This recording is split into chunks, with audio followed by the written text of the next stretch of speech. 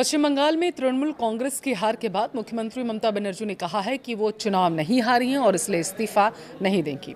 उन्होंने मंगलवार को चुनाव हारने के बाद अपनी पहली प्रेस कॉन्फ्रेंस की, जिसमें बीजेपी पर बेईमानी से चुनाव जीतने का बेहद गंभीर आरोप लगाया। अब इसके बाद बंगाल में आगे क्या होगा? अगर मौजूदा सीएम चुनाव हार जाए लेकिन वो इस्तीफा देने से मना कर दे, तो क्या जीती हुई पार्टी को सरकार बनाने में किसी भी प्रकार की कोई दिक्कत आती है? संविधान में इसको लेकर के बात क्या कही गई है? वीडियो को लास्ट तक देखिए, विस्तार से आपको बताएंगे। नमस्कार, आपके साथ मैं पल्लवी रविंद्र सिंह। देखिए, टीएमसी बंगाल में चुनाव हार चुकी है। इतना ही नहीं, ममता बनर्जी भी भवानीपुर से अपनी सीट गंवा चुकी हैं, लेकिन उन्होंने इस्तीफा देने से साफ मना कर दिया। इस पर बीजेपी ने कहा है कि संवैधानिक प्रक्रिया में विश्वास करने वाला कोई भी व्यक्ति ऐसी बात कर ही नहीं सकता। उधर ममता बनर्जी ने पश्चिम बंगाल में अपनी पार्टी के हार के लिए चुनाव आयोग को जिम्मेदार ठहराया। उन्होंने कहा कि चुनाव आयोग मुख्य विलन है। ममता बनर्जी ने कहा कि पार्टी सदस्यों के साथ आगे की स्ट्रैटेजी पर चर्चा की जाएगी। उन्होंने कहा कि बीजेपी के अत्याचारों को बर्दाश्त नहीं किया जाएगा। सड़कों पर उतरने की उन्होंने बात कही है। वहीं पश्चिम बंगाल में बीजेपी ने ममता बनर्जी के इस्तीफा न देने वाले बयान पर अपनी टिप्पणी दी। बीजेपी के प्रवक्ता देवजीत सरकार ने एक प्रेस कॉन्फ्रेंस की, जिसमें उन्होंने कहा कि जैसी बातें ममता बनर्जी बोल रही हैं, उनसे वो खुद ही हास्यास्पद स्थिति में खुद को ला करके खड़ा कर रही हैं। वो कुछ दिनों तक प्रचार की रोशनी में रहना चाहती हैं, इसलिए वो ऐसी बातें कह रही हैं। बीजेपी की तरफ से दावा किया गया और इस तरह की हास्यास्पद बातों का कोई जवाब भारतीय जनता पार्टी या संविधान में विश्वास करने वाली कोई भी पार्टी नहीं देना चाहती है। अब संविधान क्या कहता है, आपको वो बताती हूँ। देखिए, संविधान का अनुच्छेद 164 राज्य के मंत्रिपरिषद के गठन और इसमें राज्यपाल की शक्तियों से जुड़ा हुआ है। हर चुनाव के बाद राज्यपाल विधानसभा में दलों की संख्या का आकलन करते हैं और बहुमत वाली पार्टी को सरकार बनाने के लिए आमंत्रित करते हैं। इसके बाद शपथ ग्रहण होता है। अगर कोई मंत्री उस सदन का सदस्य नहीं है तो उसे 6 महीने के लिए अंदर सदन की सदस्यता लेनी होती है। अगर वह 6 महीने तक सदन की सदस्यता हासिल नहीं कर पाता है तो मंत्री या मुख्यमंत्री अपने पद पर नहीं रह सकता है।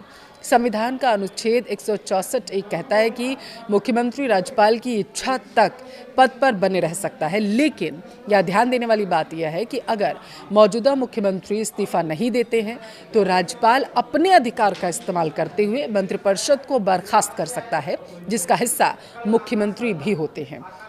अनुच्छेद 172 कहता है कि हर राज्य की विधानसभा अगर पहले ही विघटित नहीं कर दी जाती है तो अपने प्रथम अधिवेशन के लिए नियमित तारीख से 5 साल तक बनी रहेगी, इससे ज़्यादा नहीं रह सकती। और 5 साल की उस अवधि का समाप्ति का परिणाम विधानसभा का विघटन होता है।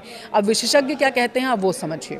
देखिए, हमारे संविधान ढांचे के मुताबिक अनुच्छेद 164 के तहत मुख्यमंत्री राज्यपाल की इच्छा तक पदभार ग्रहण करते हैं, लेकिन यह इच्छा व्यक्तिगत नहीं होती। यह इस बात से जुड़ी होती है कि मुख्यमंत्री को विधानसभा का विश्वास हासिल है या फिर नहीं। चुनाव खत्म होने और विधानसभा का कार्यकाल समाप्त होने के बाद एक नई विधानसभा का गठन होता है और इसके साथ ही वोट ऑफ कॉन्फिडेंस नए चुने हुए प्रतिनिधियों के पास चला जाता है।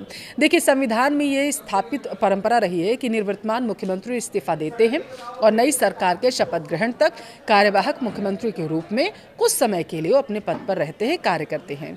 अगर परंपरा का पालन नहीं किया जाता है तो इसकी कानूनी स्थिति में कोई बदलाव नहीं होता।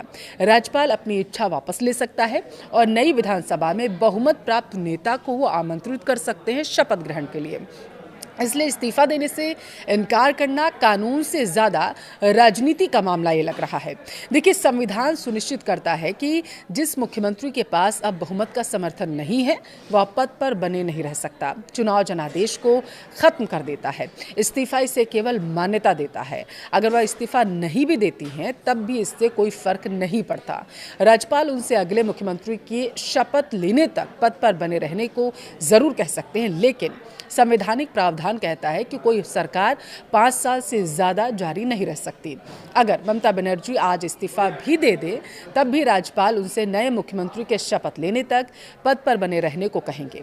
तकनीकी रूप से अगर देखा जाए तो उन्हें इस्तीफा देने की ज़रूरत ही नहीं है। वह भारत के संविधान के प्रावधानों के तहत केवल मौजूदा विधानसभा के कार्यकाल तक ही मुख्यमंत्री बनी रह सकती हैं। उस तारीख के बाद वह स्वतः ही मुख्यमंत्री नहीं रहेंगी।